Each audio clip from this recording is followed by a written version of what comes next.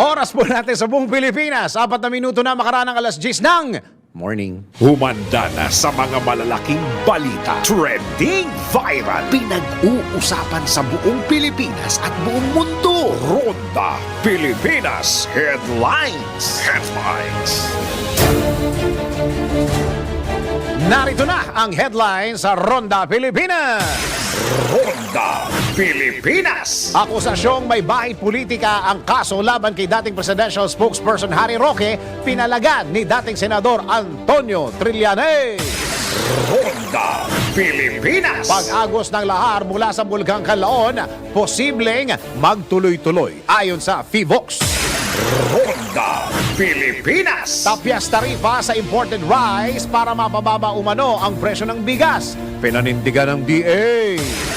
Ronda Pilipinas. At mga sangkot sa kontrobersyal na war on drugs na nakalipas na administrasyon, handa na ba sa posibleng paglalabas ng arrest warrant ng ICC? Alamin!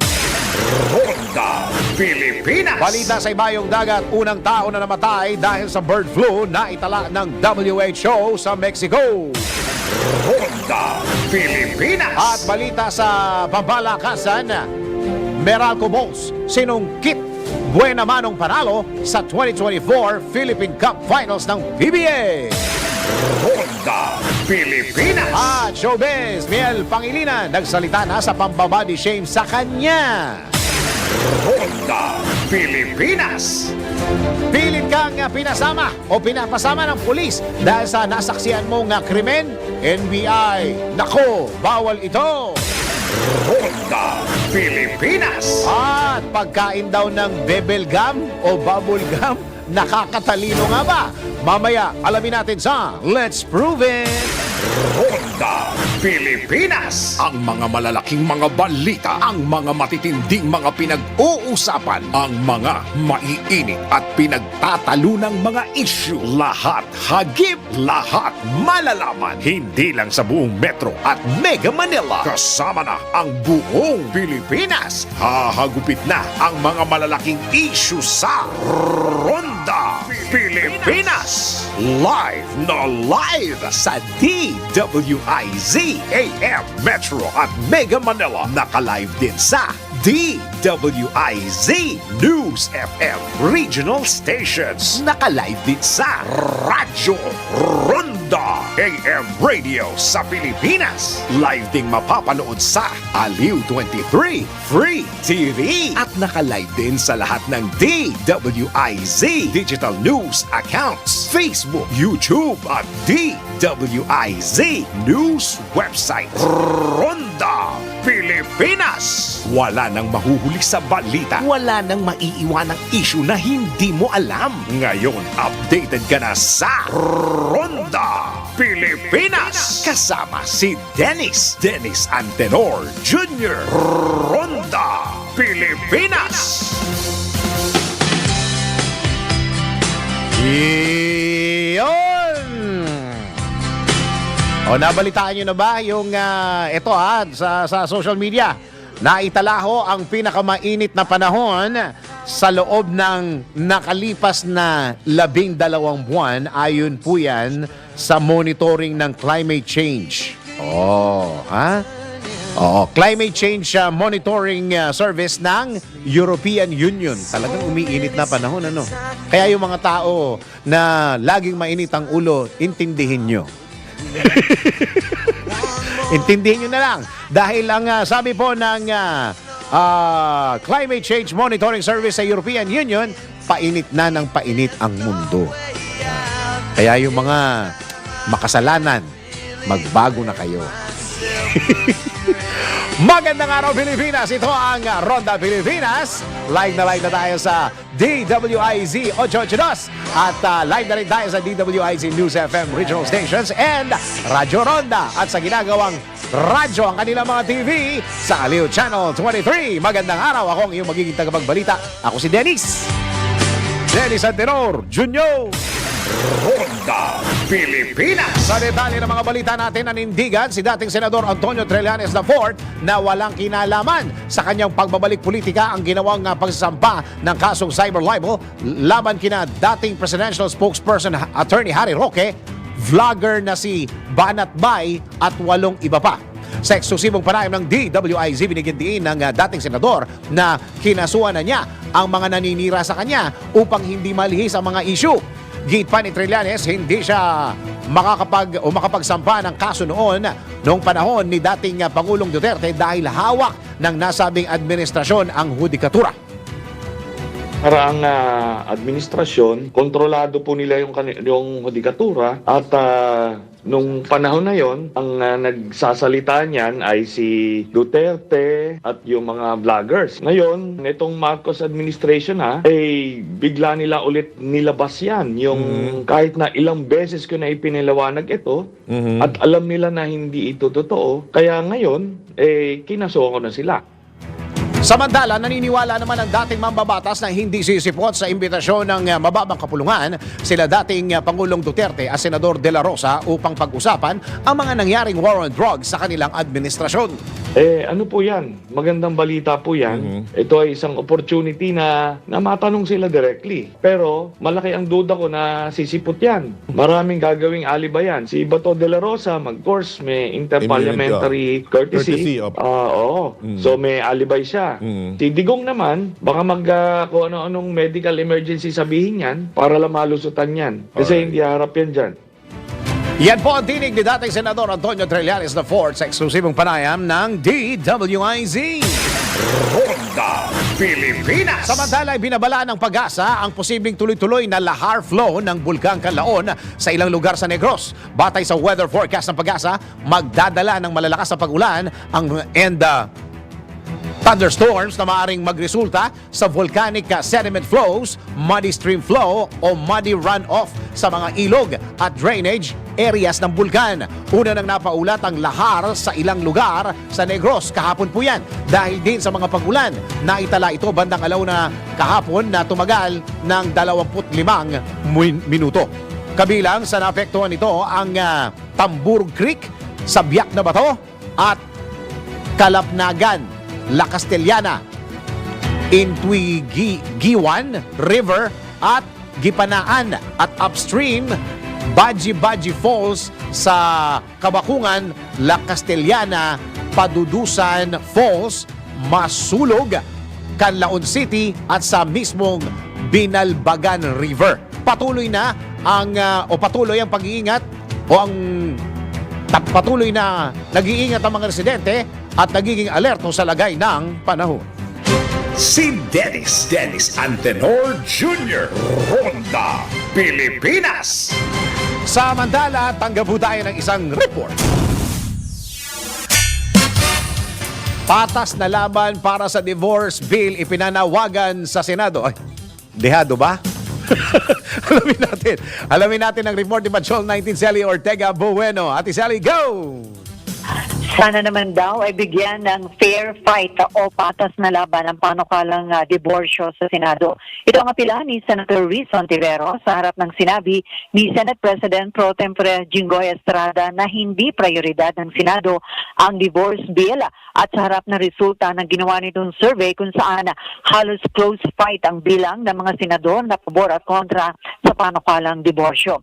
Ang Ontiveros, marami namang panukalang batas sa Senado ang nakapasa kahit na hindi kabilang sa priority bills.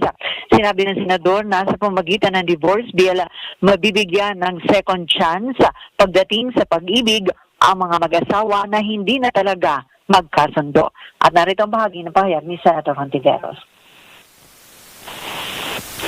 SP Cheese na magiging conscience vote ito. So para sa akin, yun lang naman ang hinihingi lalong-lalo na ng mga divorce advocates organizations. Fair fight lang. Kasi ang kakabit ng fair fight na yan ay yung second chance sa pag-ibig, pagtataya, buong family life ulit. At Senator Risa Hontiveros. Ito sa Patrol 19, Sally Ortega Bueno. Ate Sally. Yes. Umasa si Senator Hontiveros, ang pagbabago ng oras diyan sa Senado ay parang Friday, Saturday, Sunday, 'di ba? Pagpalit ng liderato diyan, Sunday pa nga, Saturday pa nga nagche-check na eh. Sunday hindi na mga matter of days lang 'yan, 'di ba, Tiseli? Oo, tama.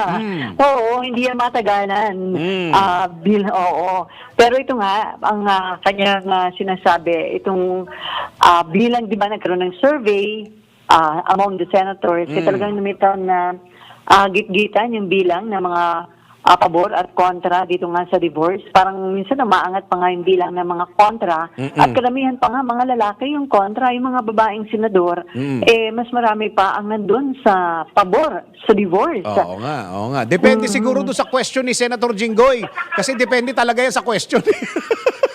Ganun ba yun? Oo depende sa tanong. Kunyari, ang tanong ni Senator Jinggoy, yung mga yung kaibigan ko ayaw sa divorce, ikaw ba gusto mo?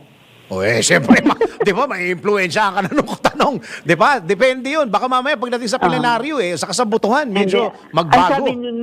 Ang sabi ni Senator Jinggoy, hiningi lang naman daw niya kung anong stand ng yung sentiment ng mga senador doon sa pumasa na nga sa Kamara na proposed divorce. So yun ang sinabi niya. Ito ang nakalagay niya. Sabi niya, ito yung nag-no, ito yung nag-yes. Kung pabor or kontra ka sa divorce. Kaya lang, marami pa naman pwede mangyari dyan. Depende sa magiging talakayan pagdating sa plenary at magkakaroon pa naman ng period of amendment. Minsan yung ibang mga senador na kontra, kapag nagkaroon ng amendments, nagiging acceptable na sa kanila yung proposed bill, bigla na lang silang boboto ng pabor. So, depende pa rin yan. Oo. Sa magiging final version. Doon pa rin tayo, Ate Sally. Madaling magbago ang panahon ngayon.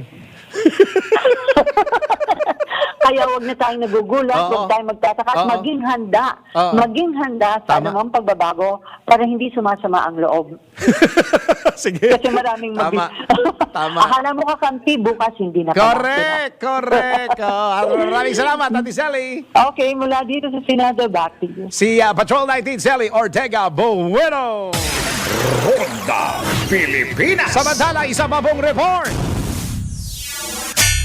Death toll sa nasunog na bangka dyan sa may Cebu, pumalo na sa dami na, 6. Alamin natin ang report ni Patrol 5. Ay, Yupango, Kuya Aya, go! Pumalo na ngayon sa 6 ang nasawi matapos masunog ang isang bangka habang ito ay nasa gitna ng karagatan sa Naga, Cebu. Sa report ng Coast Guard Substation Naga, Cebu, 6 na sakay rin ang nakaligtas pero isang nagkaroon ng third-degree burn matapos masunog ang bangka. Sa report na natanggap ng Philippine Coast Guard, rumesponde ang kanilang mga tauhan sa nasusunog na bangka matapos itong makita ng ilang residente na malapit sa Pampang. Sa kabuuan, may 12 sakay ang naturang bangka, subalit hindi pa rin malaman kung ano ang sanhi ng pagkakasunog nito. Nagsasagawa na ng malalimang investigasyon ang Coast Guard Station ng Naga, Cebu kaugnay sa nangyaring sunog. Ito na Patrol number 5. Ayupan ko para sa implemento ng lakas. DWIC. Nagbabalita ng tama, naglilingkod ng tama. Kapag may bagong balita, naka-on air, agad-agad, DWIC Patrol Report. Oy! Asan na yung araw kanina? Bakit makulimlim na naman? Nagagalit yung mga naglalaba ngayon, ha? Ha? Kanina mainit lang yung araw, di ba pare? Mainit lang yung araw kanina eh. Ha? Ay, alamin na natin ang magiging weather for today. Ito na ang ating weather report. Pinakahuli, pinaka-latest, pinaka-napapanahon, whether we like it or not, ito ang magiging DWIZ Weather Report. Whether you like it or not, siya po ang ating magiging weather reporter ngayong araw na ito, si Daryl. Daryl, go! Maraming salamat, Dennis, at magandang umaga, Pilipinas. Narito na ang aking weather report. Nagtapos na ang monsoon break Nagtapos ang monsoon break kahapon kaya nararamdaman na ang hanging habagat o southwest monsoon sa ilang bahagi ng bansa. Lalong-lalo na kahapon. Napakamakulimlim at heavy to intense ang pag-ulan. Makakaranas ng maulap na kalangitan na may kalat-kalat na pag-ulan at pagkulog sa Metro Manila, Ilocos Region, Cordillera Administrative Region, Zambales, Bataan, Tarlac, Pampanga, Bulacan, Calabarzon, Mimaropa, Western Visayas, kasama ng Zamboanga Peninsula, Basilan, Sulu at Tawi-Tawi, dulot pa rin ito ng southwest monsoon. Samantala, ang ibang bahagi naman ng bansa ay makakaranas ng bahagyang maulap hanggang sa maulap na kalangitan na may magkakahiwalay ng mga pag-ulan o pagkulog, pagkidlat, dulot pa rin po ng localized thunderstorm. Ang araw ay sumikat kaninang 5:26 ng umaga at asahang lulubog ito mamaya 6:24 ng gabi. Dagdag lang ha, wala pa pong namomonitor na LPA o Tropical Cyclone na nasa paligid ng Philippine Area of Responsibility sa mga susunod na araw. So yung mga pag-ulan po natin, dala ng hanging habagat. Sa atin namang update sa Bulkang Kanlaon, naglabas kahapon ng pahayag ang PVOX na walang nangyaring pagputok sa Bulkang Kanlaon taliwas sa mga lumabas na pahayag kahapon sa social media. Sa panayam ng DWIZ, nilinaw ni PVOX Director Teresito Bacolcol na walang nangyaring pagputok ng bulkan at ayon sa kanilang pagmamonitor, ang huling naitalang pagputok ng Bulkang Kanlaon ay noong June 3 pa. Nananatili pa rin nasa alert level 2 ang bulkan. Sa mga oras na ito, wala pa rin idinedeklarang flight cancellations pero patuloy pa rin inaantabayanan ang mga flight advisories ng airline companies dahil anumang oras ngayon, posible pa rin magkaroon ng mga cancellation of flights dahil sa asahan pa rin na masamang panahon. Samantala, sa mga oras na ito, wala ring yellow o red alert na itinataas ang National Grid Corporation of the Philippines o NGCP sa mga grid natin sa bansa. Singit ko lang, Dennis, sa senyor, magdala ka ng jacket ha. Si Senyor Ray Pacheco ha. Sabi sa akin, hindi daw na-predict na umulan kahapon, wala daw siyang dalang jacket. Saka senyor, maglagay ka ng langis.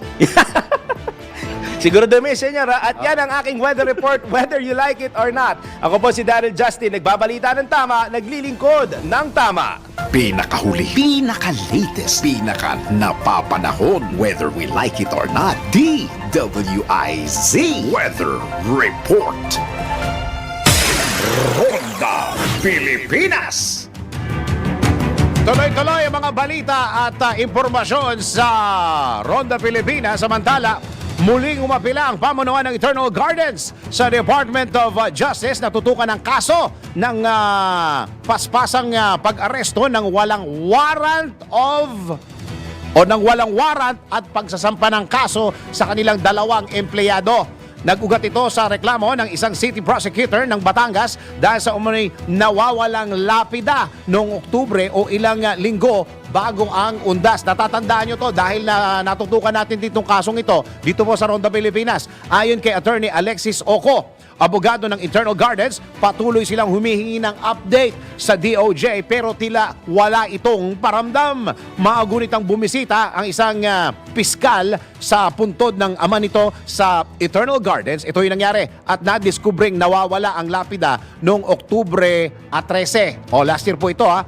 Una nang inihayag ng Batangas City Police na umaksyon lamang sila alinsunod sa reklamo at meron anilang batayan ang pagsasagawa ng warrantless arrest sa dalawang empleyado. Nanindigan naman ng Eternal Gardens, Batangas na walang pagnanakaw na nangyari dahil bahagi ng paglilinis ng sementeryo ang pag-aalis ng nakakalat lamang na mga lapida bilang preparasyon para sa undas. Ronda Pilipinas. Paki-appointment mo nga ako kay Attorney Alexis. Ha? Paki-appointment ako para malaman natin kung ano ang pinaka-latest dito sa kasong ito sa Eternal Gardens at parang wala daw yata nangyayari dun sa DOJ. Dahil isa sa mga gusto yata ng Eternal Gardens ay i-transfer yung kaso dito sa Maynila, di ba? Para malaman natin kung ano po ang pinaka-latest dito sa pangyayaring ito sa Eternal Gardens sa Batangas? Tama? Batangas. Okay, tama. Alright. Dire-diretso, tuloy-tuloy ang mga balita sa Ronda Pilipinas. Ronda Pilipinas. Paki-appointment ako kay Attorney Alexis ha. Samantala, mga sangkot sa kontrobersyal na war on drugs ng nakalipas na administrasyon, handa na ba sa posibleng paglalabas ng arrest warrant ng ICC? Narito ang isang Siyasat Special Report. Malalimang pag-alam ng mga detalye para maitama ang mga maling balita sa Siyasat. DWIZ Investigative Report.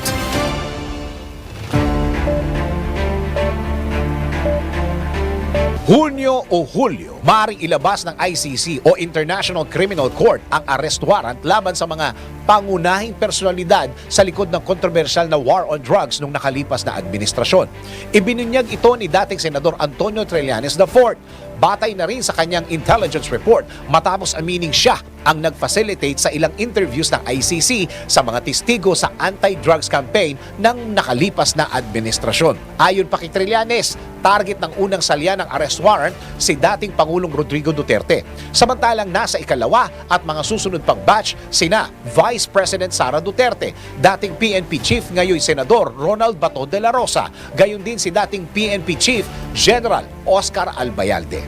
Bring it on! Ito naman ang tila matapang na sagot ni Senador Bato de la Rosa. Saan niya'y patuloy na pagpapapansin ng dating senador sa issue ng anti-drug campaign ng Duterte administration. Hinamon pa ni Senador de la Rosa si Trillanes na ito ang personal na magsilbi sa kanya ng arrest warrant ng ICC dahil tiyak na hindi ito papansinin ng mga otoridad. Sabihan mo si Trillanes na pag maglabas yung warrant na yan, since hindi mag-cooperate ang gobyerno ng Pilipinas, walang pulis na mag-implement ang warrant na yan, siya mag-implement. Puntahan niya ako, implement niya sa akin yung warrant na yan. Bilisan niya, sabihan mo, bilisan niya. Bakit ko siya papatulan? Naghahanap lang ng atensyon yan.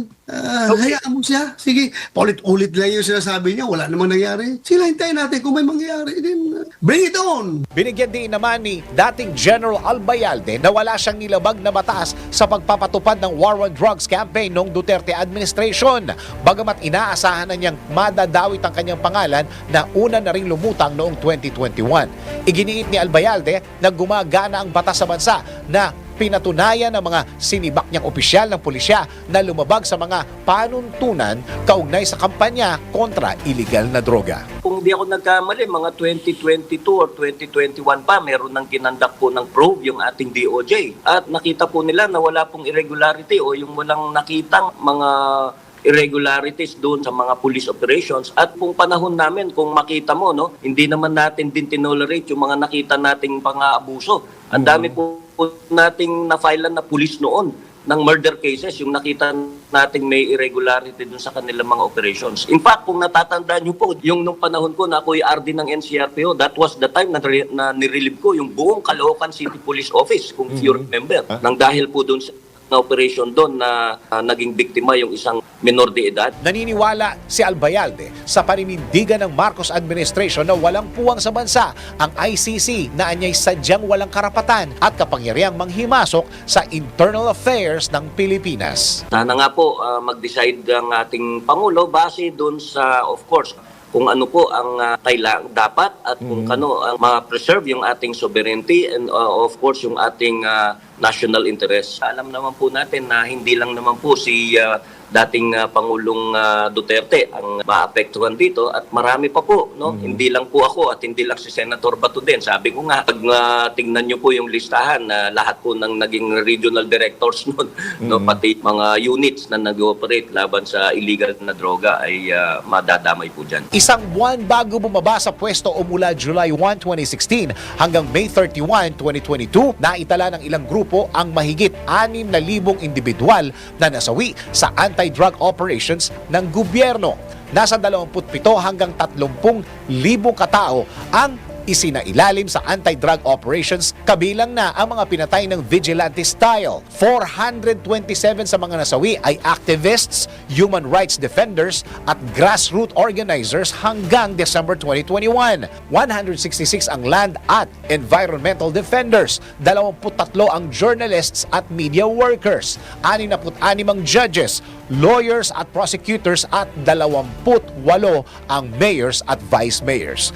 Kabilang sa mga grupong pinagkuhanan ng mga impormasyon ang PIDEA, Karapatan, Global Witness, National Union of Journalists of the Philippines, Korte Suprema, DOJ, National Union of People's Lawyers at Free Legal Assistance Group. Ang bawat gobyerno ay nagtatakda ng mga panuntunan sa anumang kampanya nito para maprotektahan ang mga mamamayan. Subalit, tama namang papanagutin ang sino mang may sala sa mga kamatayang ito o mga umabuso sa kanilang kapangyarihan sa pagsasagawa ng mga kampanya ng gobyerno. Hangad ng siyasat team na dapat mahigpit na ipatupad ang kampanya kontra iligal na gawain. Subalit sana ay walang nabubuwis na buhay na kapag nawala na ay kailanman hindi na maibabalik. Sa ngalan ng siyasat team, ako si Dennis Antenor Jr., nagbabalita ng tama, naglilingkod ng tama. Ikalat ang tama, ikalat ang totoo. Follow these reports on our DWIZ digital channel, DWIZ News website, Facebook, YouTube, and DWIZ X account. Ang tama ang dapat ikalat sa siyasat. DWIZ Investigative Report. Ronda Pilipinas. Ay nako! Mahaba-haba pa yan. Ito na, yung lagi ko sinasabi, mahaba-habang inuman pa yan. Ayan. Ay! Kumusta kayo mga kastig? Gawin nating mas exciting at astig na astig ang araw mo gamit ang Arena Plus app. Dahil sa Arena Plus, astig ka sa sports. Ang Arena Plus ang hottest online sports betting platform na talagang magpapabago sa paraan mo ng pag-enjoy sa mga paborito mong laro. Sa mga fans ng NBA, libre mo mapapanood ang NBA playoffs sa arenaplus.net. Maaari ka pang manalo ng iba't ibang papremyo, kagaya ng sapatos, telepono, motorsiklo at brand new car. Lahat ng yan ipamimigay po sa Arena Plus NBA Playoffs Lucky Draw. Up to, kalaki naman pala na 64 million pesos worth of total prizes. Bukod sa NBA, ano po? Pwede mo ring masubaybayan ang mga live games ng local at international sports kagaya ng PBA, PVL, soccer, basketball, volleyball, boxing at marami pang iba. But that's not all. Kasama sa magbibigay ng saya sa inyong gaming experience ang official Astig endorsers na sina Scottie Thompson at NBA star Dennis Antenor, NBA star Jordan Clarkson. Kaya ano pang inaantay mo? Download Arena Plus app sa inyong mga App Store at Google Play or manood po ng live sa arenaplus.net. Dahil sa Arena Plus, astig sa sports. Keep it fun. Game responsibly. Ronda Pilipinas. Pilipinas! Ang ating oras. 31 minuto, makaraan ng alas 10 ng morning. Si Dennis Antenor Jr. Ronda Pilipinas. Tuloy-tuloy mga balita at impormasyon sa Ronda Pilipinas. Nasa linya na po natin. Ito na ang Central Legal Head of ALC Group Companies, si Attorney Alexis Oco. Attorney, magandang araw. Magandang araw, Dennis. Okay, Attorney, ito yung nangyari nung October 2023. Ito yung isang city prosecutor ang naghahanap ng lapida ng kanyang ano ba yun? Kamag-anak yun, Attorney, di ba? Ng kanyang tatay. Tatay. Oo, hindi niya na, para ma-refresh lang tayo, Attorney, hinahanap niya yung lapida ng tatay niya, hindi nakita. Ano na ho yung, papaano na ho nag-transpire yung mga events after that? Previously, we asked for the transfer of venue ng preliminary investigation. So, we are very grateful to the Secretary of Justice kasi he granted our motion to transfer the venue preliminary investigation. And it is currently being handled by the Assistant State Prosecutor in the Department of Justice. Okay. So, ibig sabihin, kasi kanina, ang tinatanong ko po yung pagka-transpire ng mga events na sana, Attorney. So, after that, sige, diretso na tayo para sa bagay, wala tayong masyadong oras. So, meron po tayong parang hiling na i-transfer po yung kaso from Batangas to Manila. Hanggang, kailan po tayo nag-file nito, Attorney? To be exact. Final natin yan last October din, 2023. October din. Okay. Kasi nag-ugat yan dun sa final na case ng prosecutor from Batangas for theft. Sa inquest, di ba? Kulong yung mga tao ng Eternal Garden. So, since the complainant is a member of Batangas City Prosecutor, we asked for the transfer of venue. So, final natin sa Department of Justice and yun, nag-grant naman. Nilipat nga dito sa Manila. So, okay. So, last April 13, we received a subpoena issued by the DOJ state prosecutor requiring us to file our counter affidavit. Okay, so ibig sabihin nagpa-prosper din kahit paano. Yes, Oo. tama yan. Okay, Nag-prosper. attorney, para medyo malinaw lang, yun hong kaso ng dalawang kaso ng yung dalawang empleyado natin sa Eternal Gardens, ito yon. Yun. Yan yung kaso nung pinail nung against sa employees ng Eternal Gardens. Okay. Kumusta na ho sila? Wala na ho bang karagdagang kaso tayo na idadagdag din eh? Yun na po yun. Yung warrantless. Nag-file din tayo ng admin case against sa complainant o sa fiscal and sa investigating fiscal kasi may mga nakita tayong irregularidad dun sa pag-aresto nila, sa inquest proceeding, at saka sa pag-delay nila ng 3 araw. Yung isa, pinail natin sa Prosecution's Integrity Board and we also filed a case before the Ombudsman. Opo. So right now, ang kailangan po natin ngayon, attorney, ay tumakbo yung kaso. Pero ang pinaka-latest lang ay nakatanggap kayo ng parang notice na tinatanggap na dito sa Manila yung kaso. Pagkatapos po noon, wala na pong development. Actually, naghihiring kami. Naghihiring kami doon sa kaso ng theft na yan, na pinail. Opo. So, kumusta na po? Nagkaroon kami several hearings. Nag-file kami ng counter affidavit. There was an attempt to parang magkaayos yung parties but it failed. So tuloy-tuloy ang hearing. Nag-schedule ulit kami na magpapile ng reply affidavit yung complainant sa June 14 and ang magpapile naman kami rejoinder affidavit on June 25. However, dun sa final namin admin case, until now, wala pang nakikita kaming movement. Okay. Kailan po yung last na follow-up natin, attorney? Siguro, na-follow up din namin before, mga several months after we filed that case sa admin case. So, is it this year? This year ba yan, attorney? This year? Ngayong taon? Hindi ko na matandaan. Baka early this year. Okay. O mga late February. Pebrero. Teka muna. Abril, Mayo, Hunyo na ngayon Oo nga.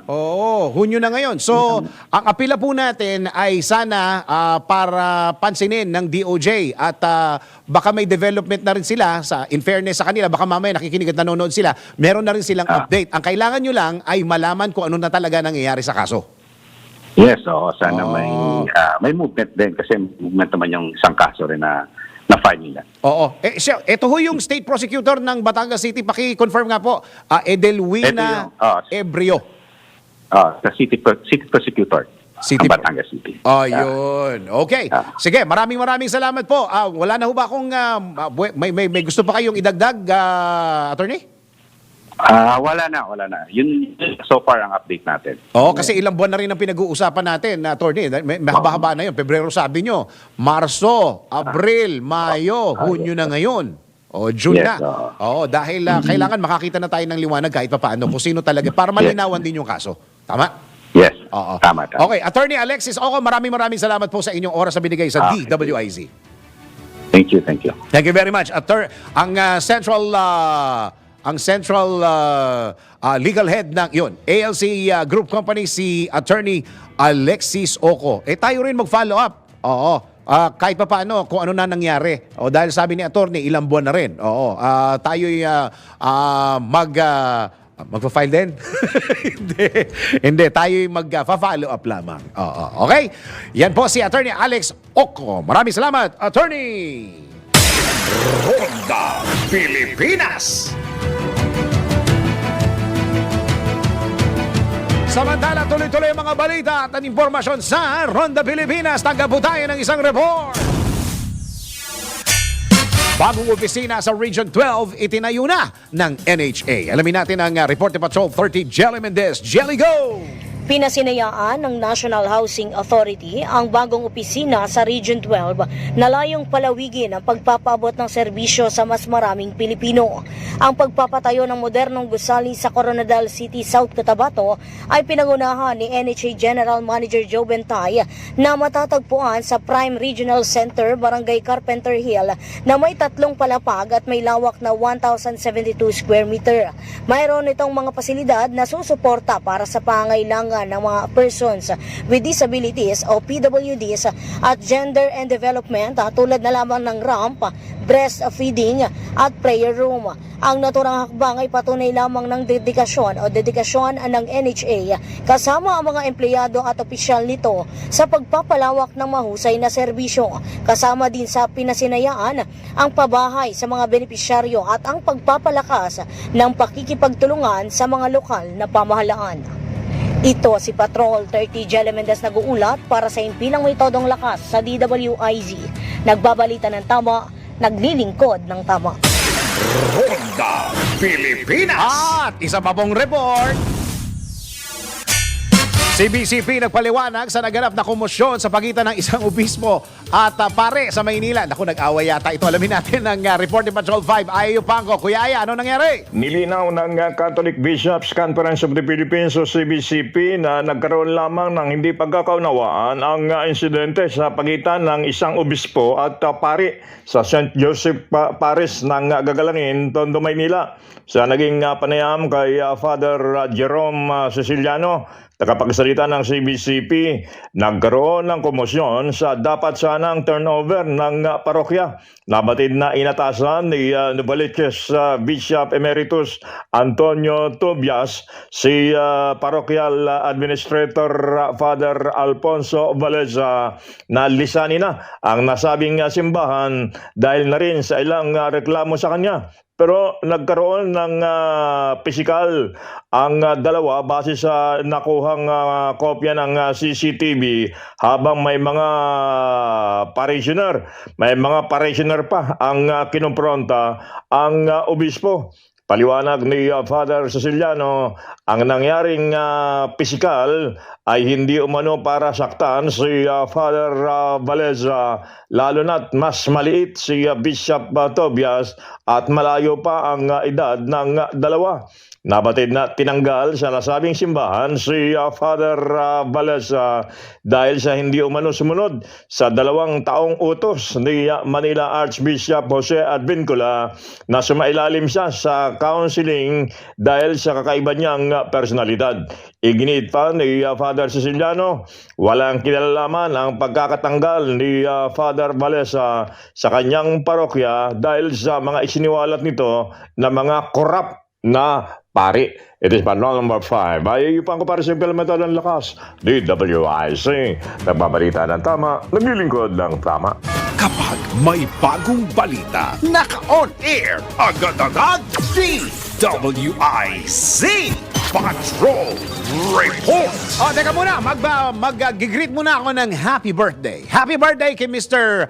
Johnny Del Cardel, former professional basketball player and current head coach ng Terra Firma Jeep PBA team. Bossing! Happy birthday. O, sa mga nahihirapang mag-isip ng ihahanda sa paparating nyong mga celebrations, siguradong mabubusog ang inyong mga loved ones sa Comeya. Mapa-anniversary, birthdays man yan o mga fiesta o simpleng merienda, tiyak na mabubusog ang buong pamilya at lahat ng mga bisita ninyo sa Comeya Bihon, Comeya Palabok at Comeya Sotangon. Lahat ng selebrasyon ay sasaya, bobongga, basta busog ang buong pamilya at lahat ng bisita. Ibig kong sabihin, Comeya 3Q Bihon, masarap talaga. Ronda Pilipinas. Samantala, ito na ang ating baba mo pa. Magano na tayo, ha? Nahihelo ako, nalilito ako sa'yo. Ready na ba kayo, mga ka-Bingo Plus sa ating DWIZ Bingo Plus numero panalo? Kombinasyong tama, Malaki ang tama! makinig mabuti dahil babanggitin na ng DWIZ. Announcer ang tamang kombinasyon ng letra at numero. DWIZ. Numero panalo. Hatid ng Bingo Plus. Bingo sa saya, plus sa panalo.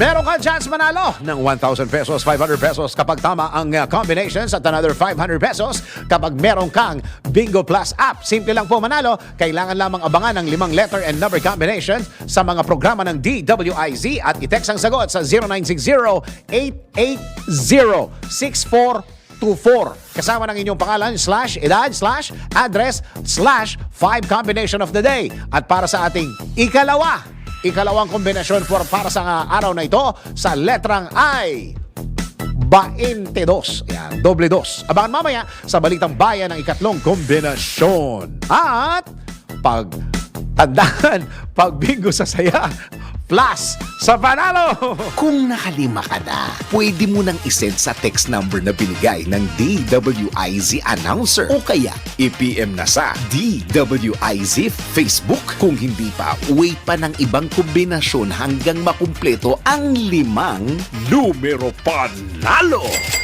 Hatid ng Bingo Plus. Bingo sa saya plus sa panalo. Ronda Pilipinas! Pilipinas, ang ating oras. Yon! 10 minuto bago mag-11 ng morning. Ronda Pilipinas! Tuloy ang Ronda Pilipinas sa DWIZ. Samantala, tanggap tayo ng isang report. Ilang sospek na nasa likod ng pananambang at pagpaslang sa isang barangay captain sa Muntinlupa, kinasuhan na. Ba nangyayari sa bahay natin? Alamin natin ang report ni Patrol 17, Jopel Peleño. Jopel, go! Kasong murder ang isinampa ng City Prosecutor's Office sa mga sospek sa pagpatay sa isang kapitan ng Barangay Buli sa lungsod ng Muntinlupa. Ayon sa Muntinlupa City Police, hindi muna nila pangangalanan ang mga sospek upang di malagay sa alanganin ang ikinakasang investigasyon. Ayon kay City Mayor Rufy Biazon, malapit nang makamit ng pamilya, mga kaibigan ni Cap Loresca at maging ng buong Muntinlupa ang hustisya. Sinabi ni Biazon na bilang ama ng lungsod, kanilang tututukan ang kaso at ang pagpapanagot sa mga nasa likod ng krimen. Nais aniyang itaguyod ang kapayapaan at katahimikan at katarungan sa lungsod. Una nang inayag ng alkalde na hindi sila titigil hanggat hindi nakakamit ang hustisya para kay Kapitan Loresca. Tukoy na ng mga otoridad ang mga sospek na pumaslang sa kapitan at inaantay na lamang nila ang warrant of arrest mula sa korte. Ito si Patrol 17 Chopel Peleño para sa Himpilang May Todong Lakas, DWIZ. Nagbabalita ng tama, naglilingkod ng tama. Kapag may bagong balita, naka-on air, agad-agad, DWIZ Patrol Report. Oh, magandang araw sa lahat ng mga nakikinig at nanonood sa atin sa lahat ng opisinang PCSO. Oy, requirements sa patient transport ng PCSO. Alamin natin. Narito po ang isang special report.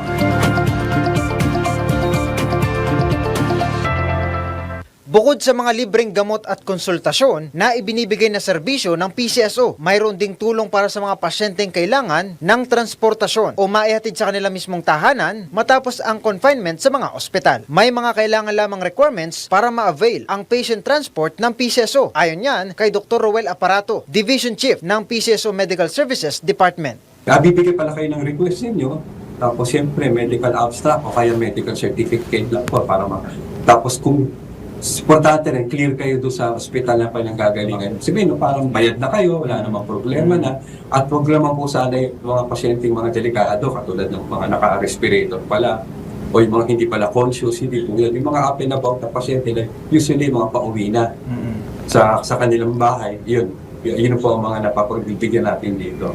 Although may paminsan-minsan po, mayroon din naman iba natatransport sa ibang mga ospital, pwede rin po yun. So, importante po ay medical certificate, bukod po yung pasulat, at saka po yung inyong clearance sa ospital. At para mas marami pang matulungang Pilipino na nangangailangan ng tulong medikal, nanawagan si Dr. Ruel na tangkilikin ang mga programa at laro ng PCSO. Napansin niyo po siguro sa dami ng mga programa namin, saka talaga po tuloy-tuloy ang aming pagtulong. Sana po tangkilikin niyo naman yung aming mga larong mga binibigay. Mga Tigloto, yan yung profit sa mga. Kahit na po yung sama nyo na rin po dyan yung ating yung STM, pati na yung mga scratches dyan.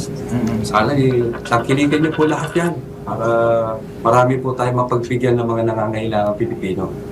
At yan ang report na hindi umuurong sa pagtulong. Angelo Baino, nagbabalita ng tama, naglilingkod ng tama. Oy, alam nyo ba ng katumbas ng bawat taya sa Philippine Charity Sweepstakes Office o PCSO ay kawang gawa? Sa bawat ticket mo, siguradong may matutulong ang Pinoy sa kanilang pangangailangang medical. Dahil sa PCSO, basta kawang gawa at pagtulong, hindi kanila uurungan. Kaya palaging tandaan, ang bawat taya may kawang gawa. Ronda Pilipinas. Samantala sa ating balitang pabalakasan, Meralco Bulls kinuha ang Game 1 sa 2024 Philippine Cup Finals ng PBA. Narito ang report ni Daryl Justin. Sa mundo ng palakasan, ang latest malalaman sa DWIZ Sports News. Nagwagi sa Game 1 ng 2024 PBA Philippine Cup Finals ang Meralco Bolts kontra sa defending champion na San Miguel Beermen. Ang final score kagabi, 93-86. Ipinakita ng Bolts ang kanilang tikas pagdating sa depensa, dahilan para maging scoreless ang Beermen ng higit 2 minuto sa fourth quarter. Nanguna para sa Bolts sina Chris Banchero at Chris Newsom na kapwa nagtala ng 18 points at may combined stat na 13 rebounds at 10 assists. Habang sina Bong Quinto at Alain Maliksi ay kapwa ring nagtala ng 15 points. Natambakan man ng 10 puntos ang Bolts noong second quarter, dumepende ang kupunan kay Newsom sa third quarter upang rumesbak. Para naman sa Beermen, si Junmar Fajardo ay gumawa ng 23 points, 10 rebounds at 2 assists, ngunit nagkaroon rin siya ng 6 turnovers. Si CJ Perez naman ay mayroong 20 points at nagkaroon pa siya ng foul trouble. Lamang na ng isang panalo ang Meralco sa Best of 7 series at ang Game 2 ay gaganapin bukas ng gabi.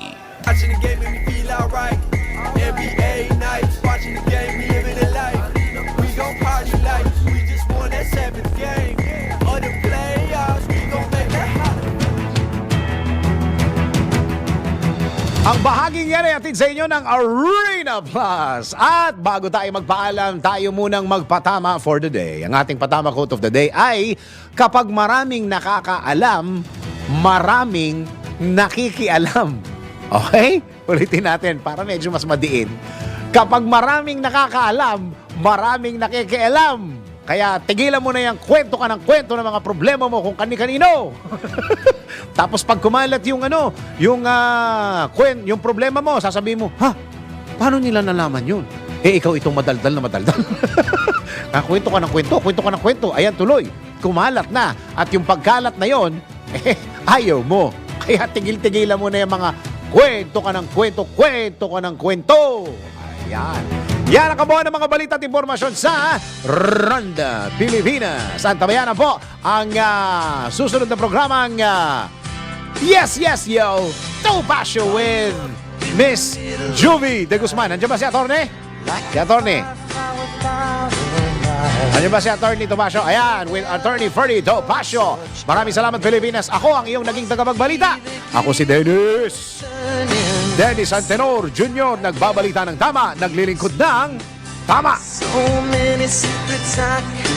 Ang mga malalaking mga balita, ang mga matitinding mga pinag-uusapan, ang mga maiinit at pinagtatalunang mga issue. Lahat hagip, lahat malalaman. Hindi lang sa buong Metro at Mega Manila. Kasama na ang buong Pilipinas. Hahagupit na ang mga malalaking issue sa Ronda Pilipinas. Live na live sa DWIZ AM Metro at Mega Manila. Naka-live din sa DWIZ News FM Regional Stations. Naka-live din sa Radyo Ronda AM Radio sa Pilipinas. Live ding mapapanood sa Aliw 23 Free TV. At naka-live din sa lahat ng DWIZ Digital News accounts, Facebook, YouTube at DWIZ News website. Ronda Pilipinas. Wala nang mahuhuli sa balita. Wala nang maiiwanang issue na hindi mo alam. Ngayon, updated ka na sa Ronda Pilipinas. Kasama si Dennis Antenor Jr. Ronda Pilipinas! Monday to Friday, 10 a.m.